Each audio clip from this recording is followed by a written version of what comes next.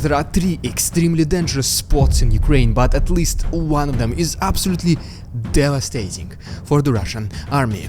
At the same time, an entire convoy of Z soldiers was obliterated in Avdiivka, and the mind-blowing statistics of losses show us that Russians lost at least 90% of their tanks, which they had since the beginning of the invasion. But more about all of this in just a couple of minutes. What's up, investors? It's the Russian dude. And let's get straight to the point and talk about some ridiculous Russian propaganda. Who? So, today we have this billboard in the middle of, I'm assuming, Moscow, where it says that the president of France, Emmanuel Macron, he can eat his baguettes, he can cry whatever he wants, he can be as sad as he wants, but he will never receive an appointment in the local private clinic. I mean, at the same time, some Russian people, they say, why would no one in the rest of the world want to be friends with us? Why everyone considers us bad people and clowns?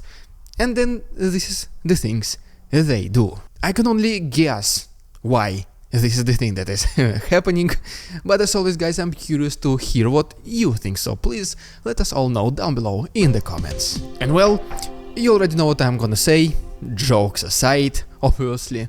Now let's talk about some serious stuff, and I'm gonna give you a very quick update from the south, where there are at least a couple of extremely dangerous spots for Russians, but not as dangerous as one in the east.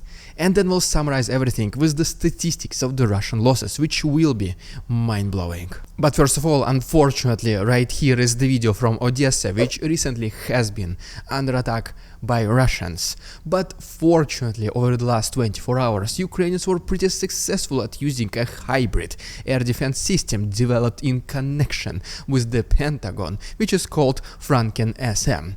And long story short, it was able to intercept several Russian Shahed drones from the distance of up to 9 kilometers. And just in general, as you can see from this table, 19 out of 20 Russian Shahed drones were intercepted. But there was some unrest in Sevastopol as well, located on Crimean Peninsula, such as, for example, according to this video, some locals were able to hear some extremely loud noises.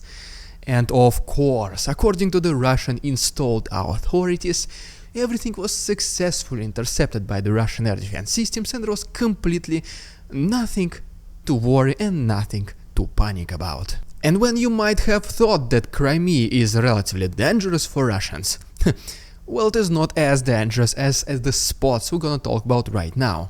So let's talk about in the ascending order, and we start with the spot number 3, which is extremely dangerous to Russians, and the one I'm talking about is the Zaporozhye front line. Because as you can see from this video, Ukrainians, they do not waste their time, and they're using a lot of their FPV drones in order to destroy Russian military vehicles, such as, for example, right here is the armored personnel carrier, and they are pretty successful in doing this. So successful, I would say, that even Russian soldiers fighting along these front lines, they send messages like this, that whenever they arrive to this specific front line in Zaporozhye, it literally feels like you arrive in the hornet's nest, because there is never-ending sound of drones flying around you. But as we go back to Kherson region, we're getting closer to the second extremely dangerous spot. But first of all, right here is a quick report by Ukrainians that they're able to destroy an air defense system of Russians located in Radyansk. And so the second most dangerous spot in the entire Ukraine right now is approximately next to Krynki, specifically on this Dnipro river, on these small islands, because Ukrainians, as you might already know, they established a bridgehead in this settlement, and Russians, they still continue to push them back and send their own small units on these islands. And Ukrainians relatively easily eliminate those Russian soldiers, mainly when this happens at night, and so Ukrainians use these night vision drones. Russians might think they're relatively safe, but it couldn't be further from the truth. And I would even highly recommend you to see this video for yourself. Unfortunately, I can only show the censored version on YouTube, but as always, you will be able to find the uncensored full version on my Patreon. The link is down below. And even the Western military analytics already also confirmed that Krinky is extremely dangerous for Russians. It is pretty much becoming the third Bakhmut for Russians, which is now located in the south, because the losses of Russians estimatedly 5 times more than the ones of Ukrainians. I mean, you already know that defending existing positions is a little bit easier, and this is exactly what is happening right now. Ukrainians already gained a foothold next to Krinky, and it is Russians who try to push them back. And such as, for example, right here is the video from Krinky itself. As you can see, it is also pretty much unfortunately destroyed to the ground. That is why I called it the third Bakhmut. But keep in mind, it is not the deadliest spot for Russians in the entire Ukraine, and we will talk about the #1 place very soon. And for this, we just have to switch our attention to the east of Ukraine, where I'm gonna talk about specifically this place, and then we'll finalize everything with the mind-blowing statistics, which might sound unbelievable, but it is true. But first of all, guys, we're getting extremely close to 240,000 here on YouTube, so can you please help me reach this number? It is a very, very big number. I want it so much. So if you don't mind, and if you do like this style of daily news updating, can you please simply like this video and subscribe to my channel? As simple as that. You can also follow me on Instagram. I'm also getting closer to 9,000 there. The link is down below. And so yes, before I talk about the east of Ukraine, one extremely quick stop in Kharkiv, because this is where another attack by Russians happened recently. They attacked literally a residential area, and unfortunately there are casualties among civilians. But the Ministry of Defense of Russia reported that this was a temporary location of the mercenaries from France, and all 60 of them were successfully eliminated, with absolutely not a single civilian even injured. I will leave it up to you who you want to believe. And then, as we go to the actual east of Ukraine and make a quick stop in Bakhmut frontline, right here is the statement, the message from the Ukrainians fighting right there, that they're able to destroy a Russian tank along with several assault groups to the north of Klishchiivka. And then, along the eastern front lines, right here is another video of yet one more Russian T-90M battle combat tank being obliterated by Ukrainians. As we go a little bit down to Avdiivka frontline, specifically to the settlement called Stepovy, where Russians try to advance so much, because it is located to the northwest of Avdiivka, which they try to surround at this point. And here is another video of one more Russian T-90 tank.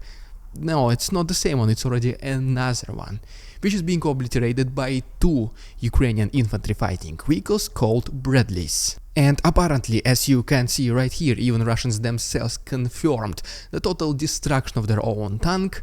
But then Ukrainians released us this video where they pretty much finish another tank, potentially the very same one, showing that there is absolutely no chances for this combat machine to resume, to come back to the front lines. And believe it or not, I do have a full 8+ minutes version of this combat between Russian tank and 2 Ukrainian Bradleys, which I uploaded also on my Patreon. So guys, if you want to see hundreds of extra uncensored footage and receive these Russian Dude episodes in the early access, once again, please go ahead and check my Patreon. There's 1 week of free access for every single one of you to check if you like it or not, and the link is down below.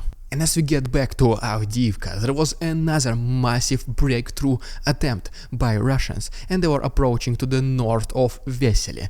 There was an entire convoy of Russian military vehicles, along also with their T-90 modern battle tanks.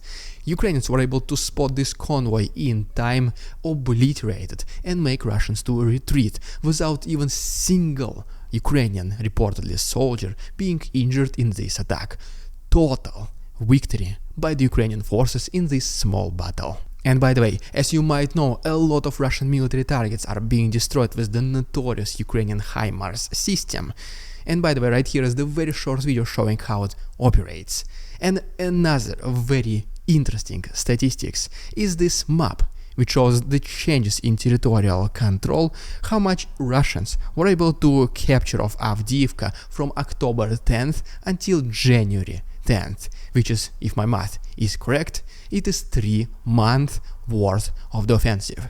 As you can see, the advancement is pretty much non-existent, but the losses are very real. Estimated at this point, I would not be surprised to be more than tens of thousands soldiers. And we will talk a little bit more about the statistics of the Russian losses very soon. But first of all, just a couple of last words from the east. Right here, for example, is the video allegedly from Novomikhailivka area, which is heavily mined by Ukrainians. And what Russians do? They take fully operational military vehicles, they send them across the fields, and this is the way they demine the road. As you can see, not that much will to save their military equipment and vehicles, which I'm sure they have in a very short supply. And in the meantime, right here is the video from Ukrainian side, which they rescue one of their drones, and they are willing to do it. Because guess what?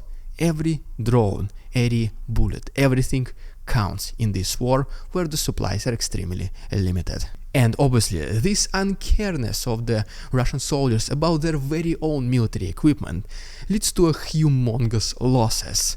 So let's talk about this right now extremely quick, but please pay attention because statistics might sound unreal.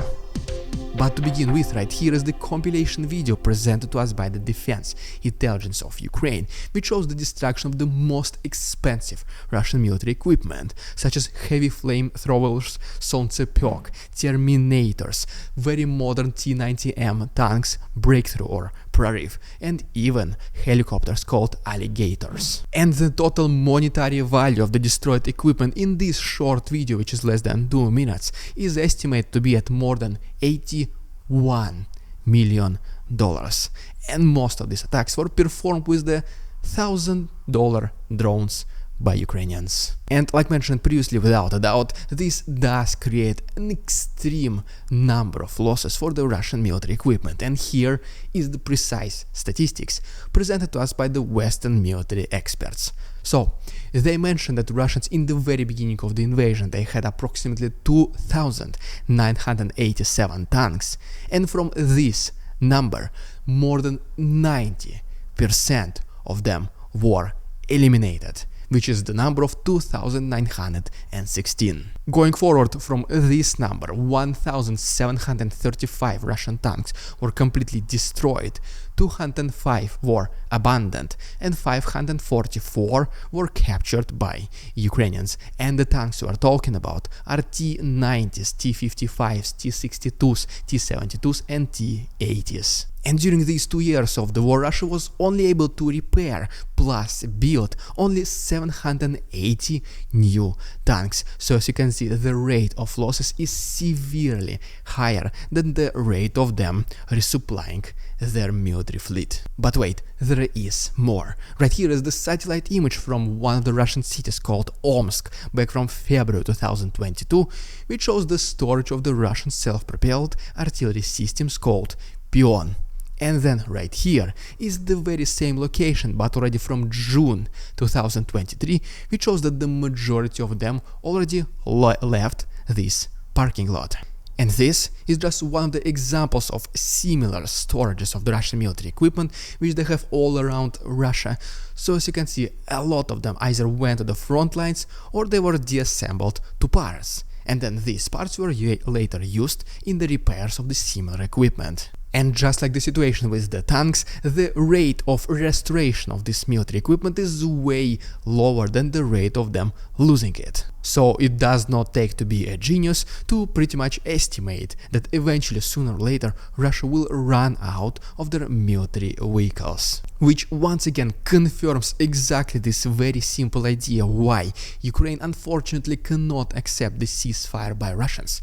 Because this is exactly what Putin wants, to resupply themselves, to regain power and to build more military vehicles and equipment, which later will be used in another new invasion. Right now the situation on the front line is pretty much at stalemate, and it feels like that the Russians are starting to have an upper hand, but it is always dark before it's bright. There's always rainbow after the rain, and this does feel like that this is exactly what's happening right now. I will continue to cover this war as long as possible, and guys, if you do not want to miss these updates, once again, please consider subscribing to my channel. We're getting very close to 240,000. Thank you so much, my patrons, for your support, and see you tomorrow.